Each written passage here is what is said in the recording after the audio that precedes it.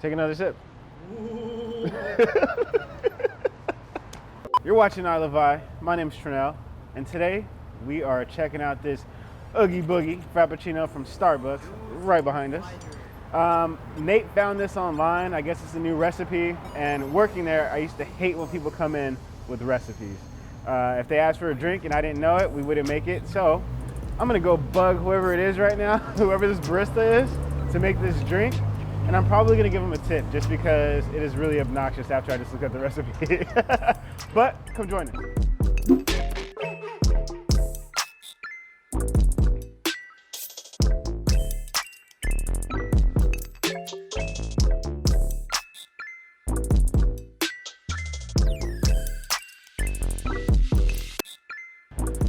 All right, so we got the drink. It's the Oogie Boogie.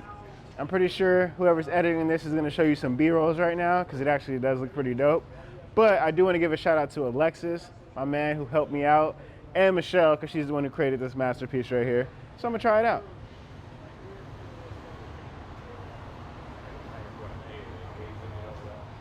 If you've ever had a white mocha Frappuccino, it's pretty much what it tastes like with Java chip added in.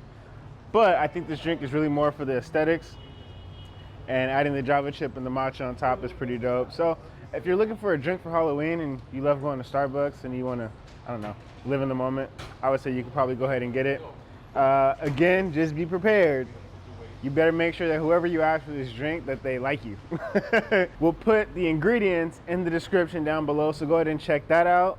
We'll probably even put a link to the article of how we found it so you guys can see how we came across it. But other than that, so yeah, make sure you guys hit that subscribe button, hit that bell notification so you get notified when we put out videos just like this. And make sure to share this with your family and friends because they're gonna love it. Catch you in the next one. Peace. Bye.